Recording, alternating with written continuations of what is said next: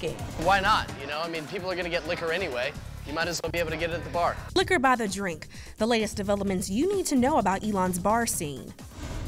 If we said tomorrow we're going to go tobacco-free, I think we have some issues with enforcement. Smoke-free at Elon, that's what SGA is considering. We have fresh facts on the discussion and what students have to say about it.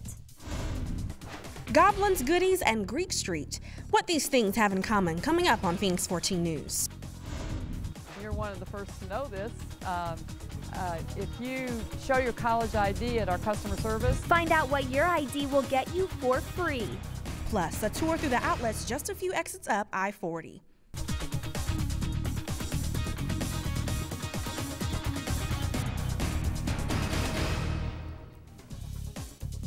A dry town now fighting for liquor at its bars. What this means for the future of Elon residents.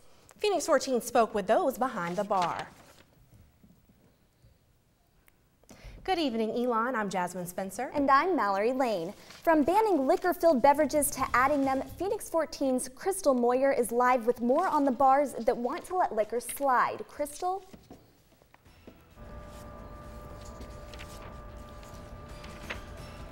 Elon's bar and restaurant owners have been asking for a liquor by the drink for years. Now, owners are speaking out for a change. A controversial topic. Liquor what? By the drink has students talking. Why not? You know, I mean, people are going to get liquor anyway. You might as well be able to get it at the bar. Liquor by the Drink supporters are hoping to expand drink menus at local restaurants and bars. Fat Frog's general manager Peter Ustak feels that his drink menu leaves customers unhappy. They come here and they find out there's no liquor and they leave. So it's not good for business in the long run. And representatives from 116 Oak, College Street Tap House, Sandy's, and West End Station agree. So local restaurants and bars are asking for a change in the law that would also let them serve mixed drinks and other liquor. They say the change would be better for business. City of Elon, it could bring more revenue for them because it's taxed by the city. Sean was at West End Station's Halloween party Sunday. He and others support the idea. Yeah, I believe it's just more dangerous to have us go off campus to go buy liquor at the bars or go to bars that serve liquor. It's just too far away, at least here. There's worse comes to worse, we can walk. I am for liquor by the drink. I also think that it could potentially be a little dangerous. And I've been going here for 4 years, I'm used to it, so at this point I really don't care, but you know, in terms of my opinion, I guess I'm for it. If you are unsure where you stand on this issue, don't worry. It's going to take some time for liquor by the drink to get to the balance. We're not rounding anybody up. I mean, I've talked to Josh and Chris Russell, and we haven't sat down or made any special plans or anything, but it's something that we'd like to get in the works. Now, liquor by the drink will not be on tomorrow's ballot because voting on alcohol is prohibited during political elections. Now, if the town board votes it down, supporters will have to sign a petition. But here's the catch. Only people registered in Elon will be able to sign the petition. That leaves out most Elon University students. Live along Williamson Avenue, Crystal Moyer, back to you.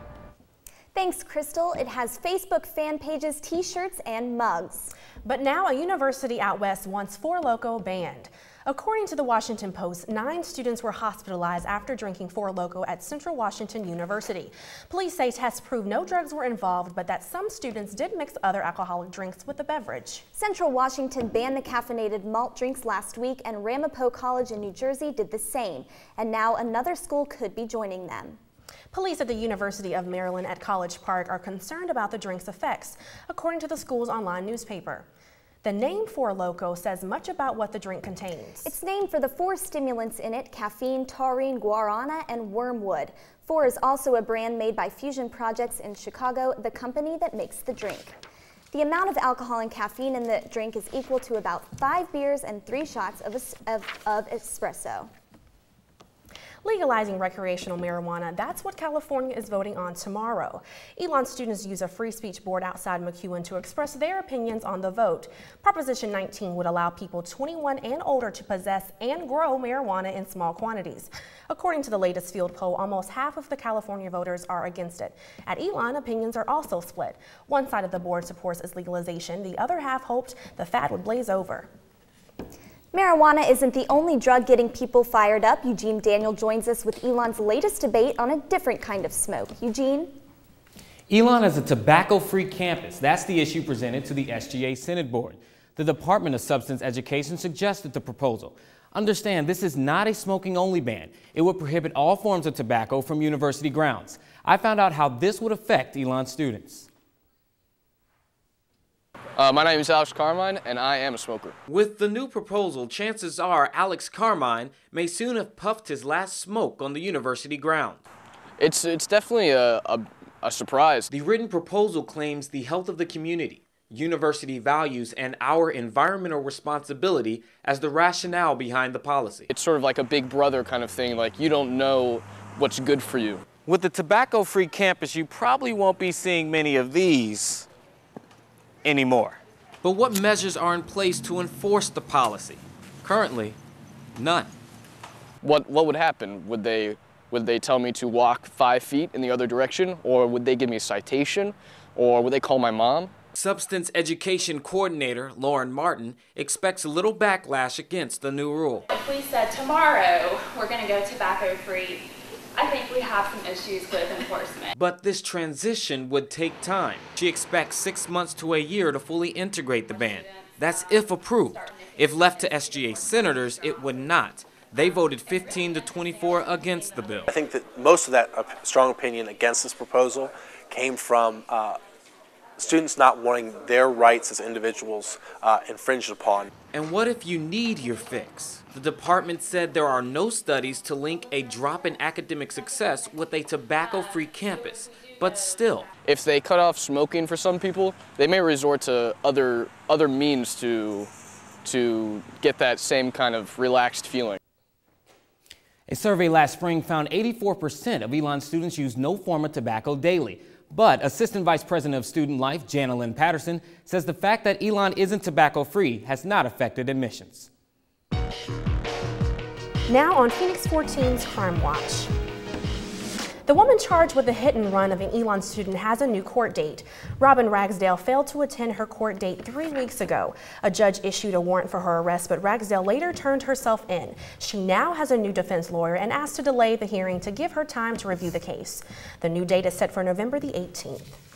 A robbery at a local Walgreens led to an arrest this weekend. Ricky Mayat is charged with common law robbery after trying to steal money from the Walgreens on Church Street. Police say Mayat walked into the store, demanded cash, and left. According to Burlington Police, Mayat is in the Alamance County Jail under $75,000 bond. LehighValleyLive.com recently ran an article on the death of Elon freshman Michelle Fledger. It spoke to Fledger's mother, who says a popular contraceptive could have something to do with her daughter's death. Fledger's autopsy report lists a blood clot as the cause of death. According to Fledger's hometown newspaper, her mother, Joan Cummins, says her daughter was on Yaz's birth control for acne. And now the paper, she says, may be planning to sue.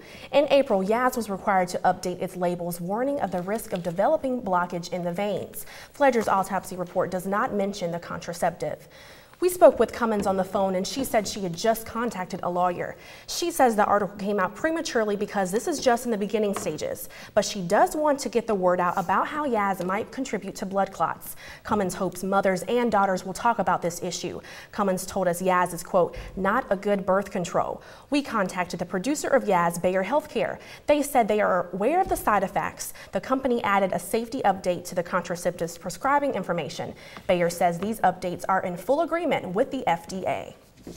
The Greek roof is ready, according to Elon's construction company. Last week, the roof of one of the new Loy Center houses collapsed from too much wind.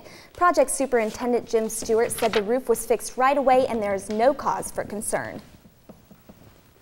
It's all back together, perfectly safe. Everybody's looked at it, so. Stewart also says construction workers double-check the other new houses to make sure this will not happen again.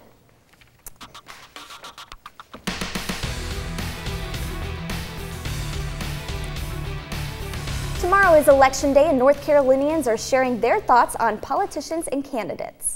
How is President Obama handling his job? North Carolinians are more likely to support Republicans tomorrow because of Obama's performance. The latest Elon poll found that residents are supportive of more Republicans in Congress, but not in their home state.